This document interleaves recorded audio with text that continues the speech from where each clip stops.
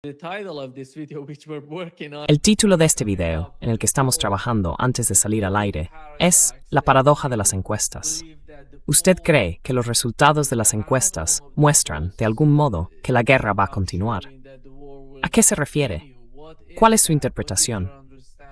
No se trata solo de la guerra en Ucrania. En todos los frentes, parece que la guerra va a continuar.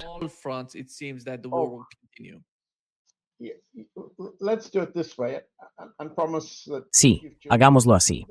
Prometo que si nos están siguiendo, aquí hay bastantes sorpresas. Y una de las razones por las que estamos en el podcast, en el universo de los podcasts, son las sorpresas.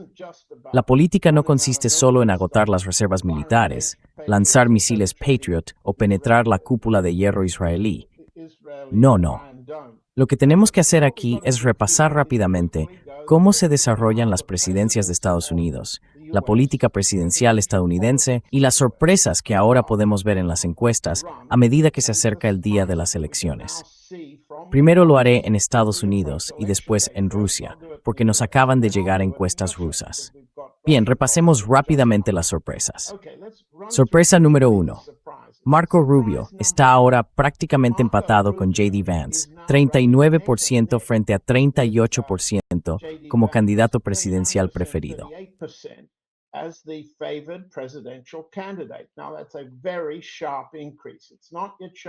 Ahora bien, eso es un aumento muy acusado. Aún no aparece en todas las encuestas, pero sí en una encuesta importante de Emerson College. Lo que eso significa es que Rubio está librando, desde su punto de vista, una guerra exitosa contra Cuba.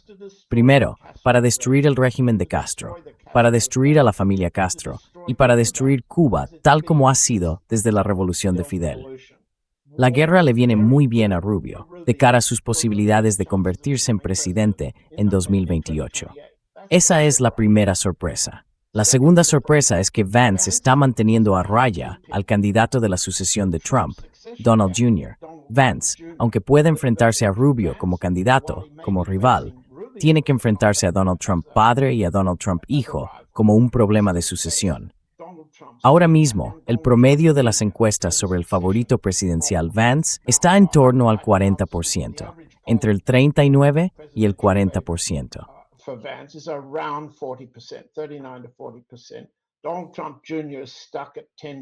Donald Trump Jr.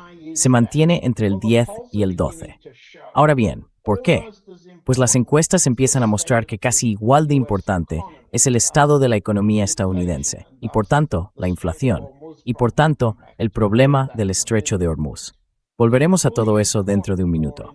Igual de importante, o cada vez más importante para los votantes estadounidenses, y no debería sorprender a nuestros espectadores, es la corrupción de la familia Trump y las amenazas a la democracia que representan. La guerra que el presidente libró contra los jueces del Tribunal Supremo que no le gustaban, la guerra que libró contra el presidente de la Reserva Federal que tampoco le gustaba, el temor entre los votantes estadounidenses a que Donald Trump se haya vuelto fascista, se haya convertido en una amenaza para la democracia. Todo eso está pasando a ser un asunto electoral casi igual de importante. Y es tan cierto entre los republicanos como entre los demócratas.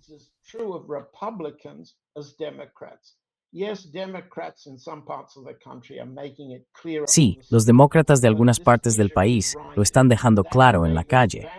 Pero esta cuestión está cobrando fuerza, y eso favorece la sucesión de Vance. ¿Por qué? Vance está ahora en una posición en la que, como Rubio, calcula que la guerra debe ser buena para su electorado. Vance tiene que conservar el electorado MAGA al que Trump apela con cada tweet que publica, ¿verdad? Ahí es donde Vance tiene que mantener su apoyo. Y del mismo modo, todos ellos, el presidente, Vance y Rubio, tienen que intentar conservar tantos votos del Partido Republicano como puedan de cara a noviembre. Pero Vance ni necesita ni quiere ningún tipo de derrota, ni tampoco una interrupción prolongada del suministro de petróleo, ya sea en el estrecho de Hormuz o en la entrada al Mar Rojo por Bab el-Mandeb. Lo que Vance quiere es una guerra intermitente contra Irán.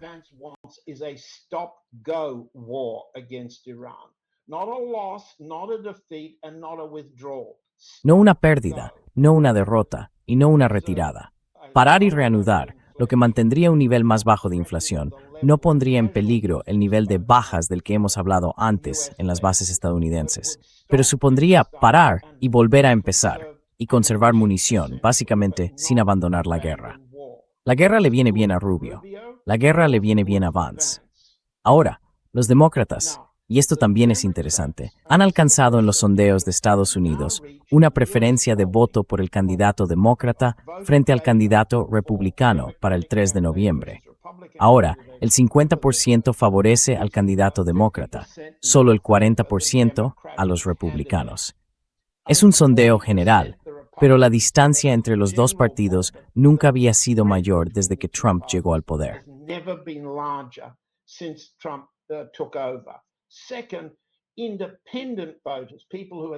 En segundo lugar, los votantes independientes, las personas que se identifican como independientes dentro de nuestro público del electorado estadounidense. Los independientes están cambiando ahora su apoyo, alejándose de Trump y de MAGA y acercándose más a los demócratas. Cada vez hay menos indecisos. Eso no significa necesariamente que vaya a haber una gran derrota de los republicanos en el Congreso. No lo significa. No implica necesariamente un control demócrata masivo del Senado o de la Cámara de Representantes. Pero sí pone de manifiesto que este cambio no se debe a la guerra. Casi no hay. Cuando miro mis encuestas, y perdónenme por apartar la mirada de la cámara, pero cuando los encuestadores preguntan ¿cuál cree que es el problema más importante al que se enfrentan Estados Unidos?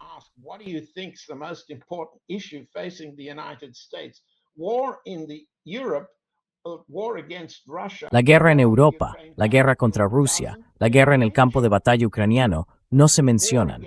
La guerra contra Irán, la guerra contra los árabes de Palestina y Gaza tampoco se mencionan. Sí, la economía, el empleo, la inflación, los impuestos, la educación, la sanidad, todas esas cosas son importantes para los votantes estadounidenses. No es ninguna novedad para quienes nos ven, pero la guerra no está apareciendo como una cuestión de voto en estas elecciones. Ahora bien, el otro punto que tengo que señalar a partir de estos nuevos y sorprendentes resultados de las encuestas es que los demócratas están igual de comprometidos con matar a Irán, matar a Gaza, matar a Rusia, matar a China y matar a Cuba. Los demócratas no representan una oposición contra la guerra. Nosotros somos la oposición contra la guerra. Esa es la audiencia del podcast. Tu audiencia, Nima. La gente que nos está viendo.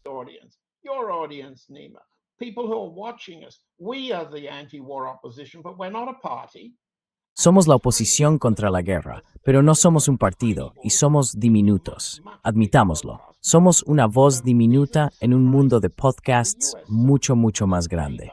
Así que estas son las sorpresas del lado estadounidense y nos favorecen.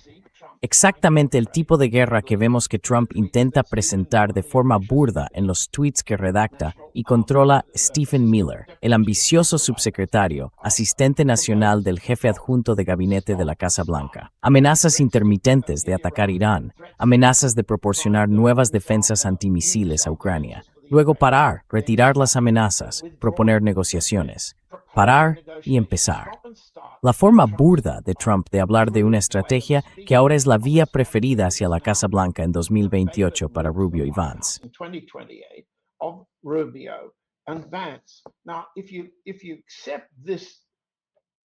Ahora bien, si aceptas esta estructura, y podríamos debatirla, y todos los espectadores de Estados Unidos tendrán opiniones distintas según dónde se encuentren, el punto que quiero plantear es que algunas de estas cosas resultan sorprendentes si partes de la idea de que estás librando guerras contra Estados Unidos.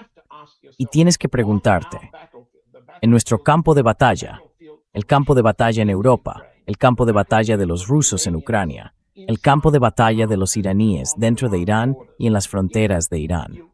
Si observas estas sorpresas políticas estadounidenses, debes preguntarte, ¿cómo estamos librando nuestra guerra para disuadir y penalizar a los estadounidenses por hacernos esto, por continuar la guerra?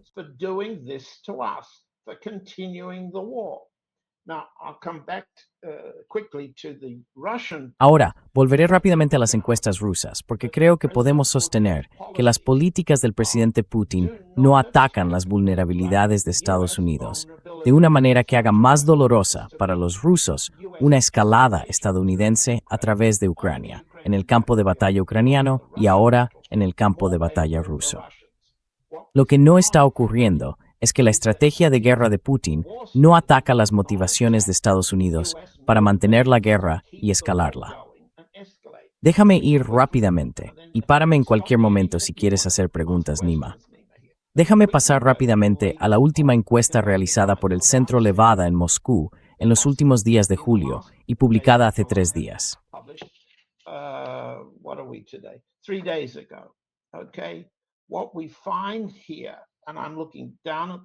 Lo que vemos aquí, y estoy mirando los documentos, es que hay un nivel relativamente alto. Aproximadamente la mitad de todos los rusos sigue ahora bastante de cerca lo que está ocurriendo en la guerra. Pero eso no ha cambiado en los últimos 4 meses. Lo que vemos, lo que muestran las encuestas, es que una amplia mayoría, más de 2/3 de los rusos, apoya a las Fuerzas Armadas rusas mientras avanzan hacia el oeste a lo largo del frente contra las fuerzas ucranianas. No hay duda, no hay pérdida de confianza en las Fuerzas Armadas rusas. Sí hay una confianza decreciente, aunque sigue siendo alta, en la actuación del presidente, en la actuación de la Duma estatal o de los miembros del Parlamento y en la actuación de los gobernadores regionales. ¿De acuerdo?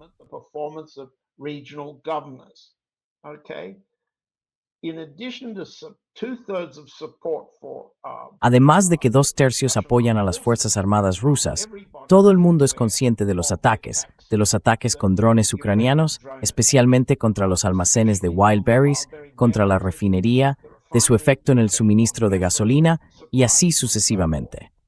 Bien, ahora hay una división clara entre las actitudes de los hombres rusos y las de las mujeres rusas. Más hombres que mujeres quieren escalar el conflicto contra Ucrania. Las mujeres quieren que se preste más atención a las negociaciones de paz que los hombres. Ese es un elemento muy importante. Los rusos de más edad son más partidarios de escalar contra Ucrania como reacción al actual alto nivel de ataques con drones contra Rusia y al impacto que están teniendo. Recordemos que están matando a gente.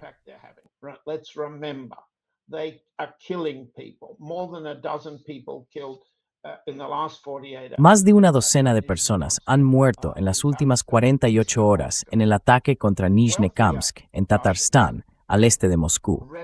Los rusos con más recursos y los residentes de Moscú, según estoy viendo en las encuestas, también son partidarios de una escalada. Los rusos más pobres, los que viven en las regiones, son esas regiones las que aportan a los jóvenes que están luchando y sufriendo bajas en el frente. Los rusos más pobres, los rusos rurales y los rusos de las regiones son menos partidarios de una escalada. Y la razón es que entienden perfectamente que son sus vidas, su sangre y sus heridas las que están en juego. Los moscovitas, los rusos con más recursos y con mayor nivel educativo, son parte de una escalada.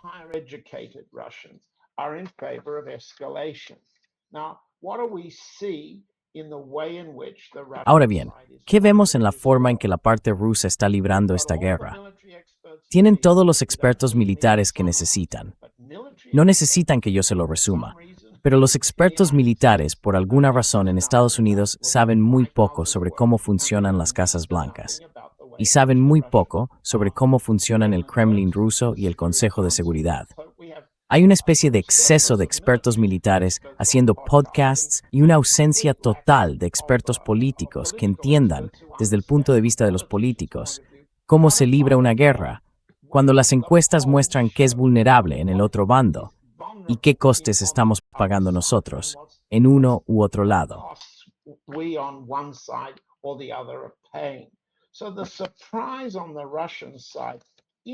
Así que la sorpresa interna por parte de Rusia es que los ataques con drones ucranianos están golpeando a la parte de la población rusa más favorable a una escalada. Una forma de decirlo sería la escalada ucraniana dirigida por Estados Unidos, un plan estadounidense, un plan británico respaldado por la OTAN. No entremos en más detalles sobre hasta qué punto está implicada la administración Trump en esta escalada. Es un esfuerzo conjunto. El hecho es que esto está calculado cuidadosamente para afectar al apoyo de la clase media, al apoyo de los moscovitas, al apoyo de los rusos con buena formación. Ellos quieren ver una mayor escalada.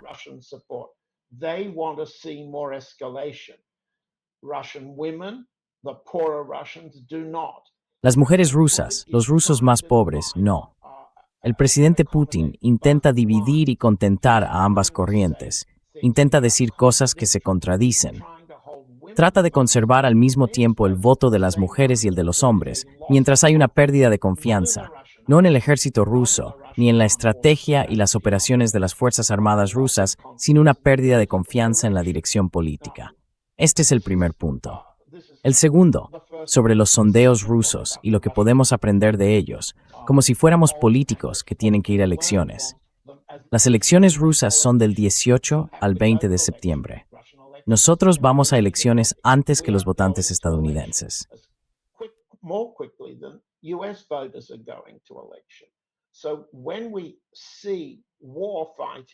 Así que cuando vemos la guerra en términos de política interna y cuando vemos los costes de la guerra como posibles pérdidas políticas, interpretamos de forma bastante distinta la estrategia actual de Putin.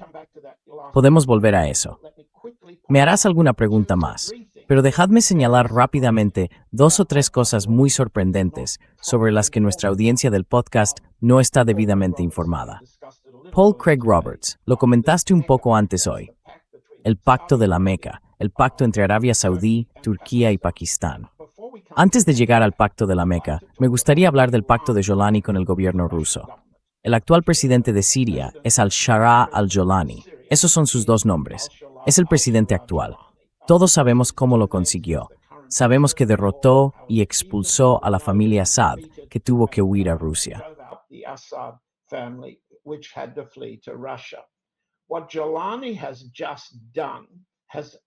Lo que Jolani acaba de hacer con el acuerdo ruso tiene que servir de marco para un nuevo acuerdo que lleva meses negociándose. En él, el régimen de Jolani asumirá el control de la base aérea de Khmeimim, que ha sido la base aérea rusa en Siria desde 2015, y de la base naval de Tartus, que ha sido la principal base de Rusia en el Mediterráneo. El control sirio cerrará ahora el perímetro de esas bases a cualquier intento de sirios, alawíes, cristianos y otros grupos perseguidos y sometidos a pogromos dentro de Siria de acceder a ellas. Rusia ya no los defenderá ni ofrecerá las bases como refugio. En su lugar, el ejército sirio, es decir, el ejército de Jolani, controlará las bases y permitirá, en virtud del acuerdo alcanzado ahora con la parte rusa, que Rusia utilice la base aérea de Meimim para vuelos que lleguen o se dirijan a África, especialmente a Libia, y Tartus como puerto naval.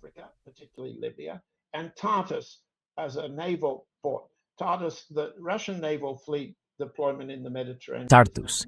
El despliegue de la flota naval rusa en el Mediterráneo es ahora minúsculo, pero Rusia ha conservado estas bases con la condición de que Jolani las convierta en operaciones controladas por Siria.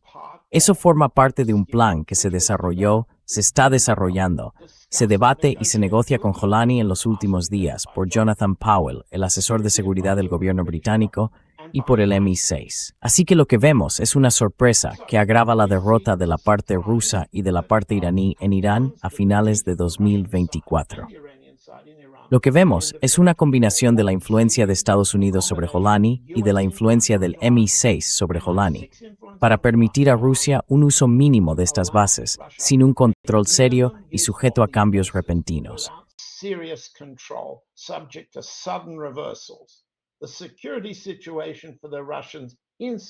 La situación de seguridad de los rusos dentro de esas bases depende ahora casi por completo de Jolani y de un papel. Rusia nunca ha estado en una posición tan débil en Siria como ahora. Bien, en segundo lugar, desde luego, tienen a un agente del MI6 en la cartera de este podcast.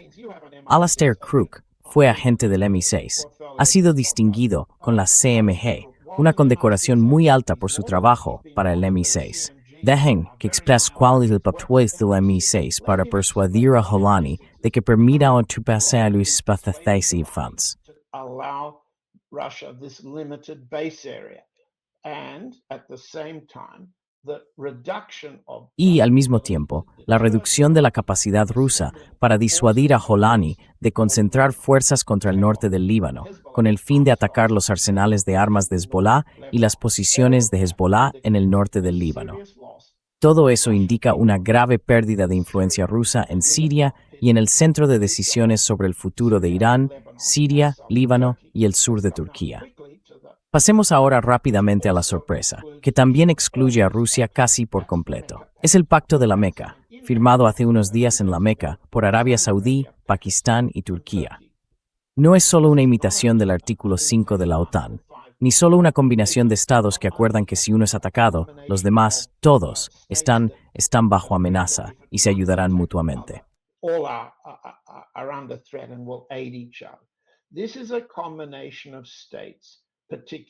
Esta es una combinación de estados, en particular, dinero saudí, estrategia turca y mercenarios pakistaníes, carne de cañón pakistaní, además de la amenaza de las armas nucleares pakistaníes. Es una combinación contra los dos principales enemigos de Arabia Saudí e Israel en Oriente Medio ahora mismo. El primer enemigo es Irán y el segundo es Irak. Arabia Saudí debe, por razones internas y por razones históricas, asegurarse de neutralizar como enemigos no solo a Irán, sino también a Irak. Sí, Saddam Hussein ya no está. Sí, Irak no está en condiciones de amenazar a Arabia Saudí como lo hacía cuando Saddam estaba en el poder.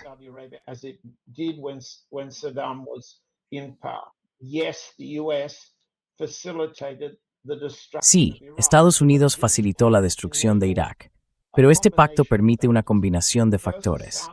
Primero, la guerra permanente de Arabia Saudí contra Irán e Irak. Segundo, Turquía acaba de comprar el 15%. Agradezco a un colega griego que haya señalado esto.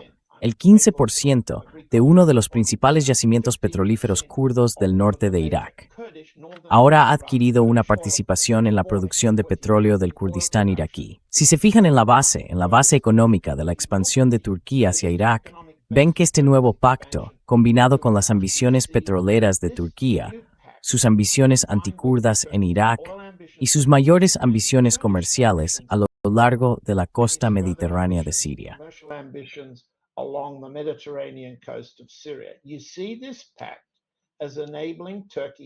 Usted ve este pacto como una forma de permitir a Turquía expandirse, principalmente hacia Irak y, en segundo lugar, hacia Irán. Y por eso vemos cierta oposición y críticas por parte de Irán. Este es un pacto que no generará el tipo de seguridad que estos países creían que obtendrían de Estados Unidos. Más bien, refuerza la seguridad que Estados Unidos e Israel han proporcionado. Pero quizá deba detenerme ahí. El último punto que necesito subrayar de nuevo es este. Nemactomata debe estar que Turquía puede actuar independiente de un individuo hostil en el Gulf en zona.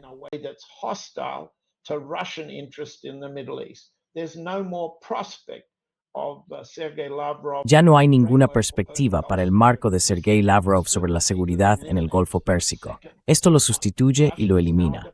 En segundo lugar, Rusia depende ahora de Turquía. Rusia ha fracasado.